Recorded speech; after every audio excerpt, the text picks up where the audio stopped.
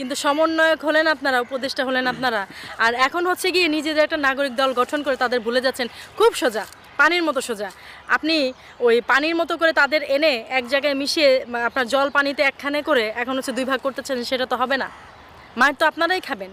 আগে যখন ওই যে মন্ত্রী ছিলেন তখন হয়তো কেউ গায়ে দিতে সাহস পাননি, আর এখন তো আমজনতার কাতারে চলে আসেন। আর রাজনীতিবিদ না হতে যাচ্ছেন, দেশের মন্ত্রী না হতে যাচ্ছেন, 2-4 বার হচ্ছে এরকম কেলা নিয়ে না খেলে তো হতে পারবেন না। এটা তো খুব সোজা।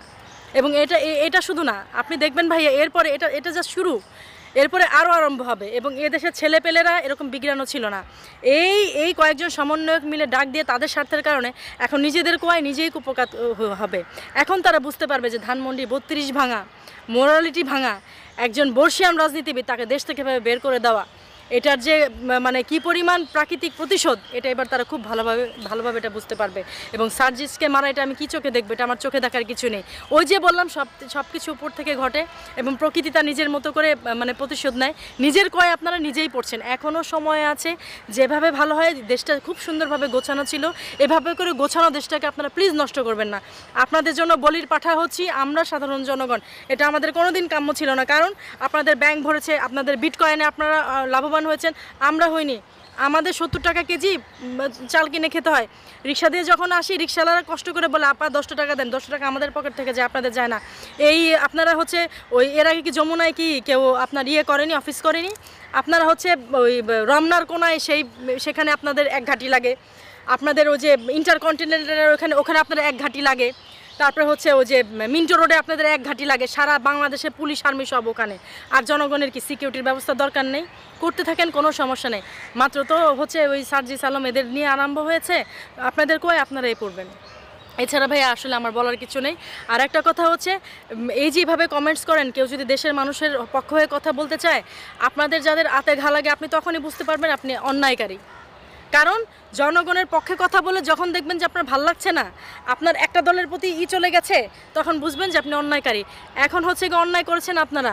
ন্যায় কথা বলতে গেলে যদি কোনো দলের পক্ষে হয়ে যায়, সেজন্য তো আমরা যারা কথা বলি গালিগালাজ দিতে পারবেন না, কারণ আমরা নিরপেক্ষভাবে অন্যায় করেছেন কেন? অন্যায় করার সময় আপনাদের মনে ছিল না?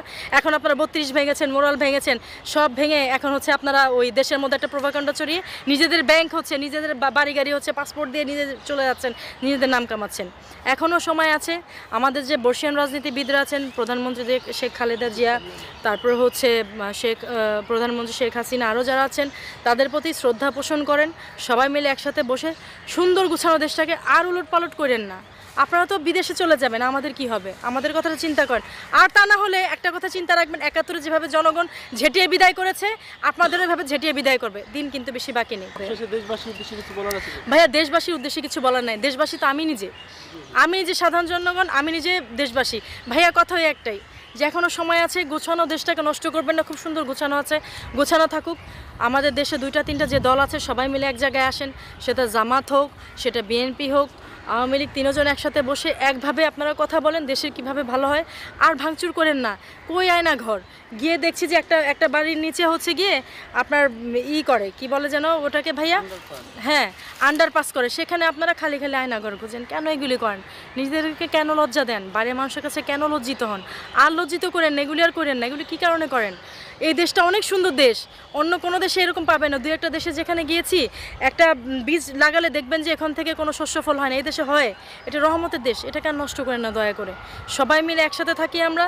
আর না হলে ওই যে বললাম 52-তে ঝেঁটিয়ে বিদায় করেছে, ওই পলাশির প্রান্তরে ওই একবার নবাবকে বোকা বানিয়েছে ফরেনাররা, এবার বাঙালিকে না এগুলি করবেন না। আমরা জাতি হিসেবে কিন্তু খুব হিংস্র জাতি।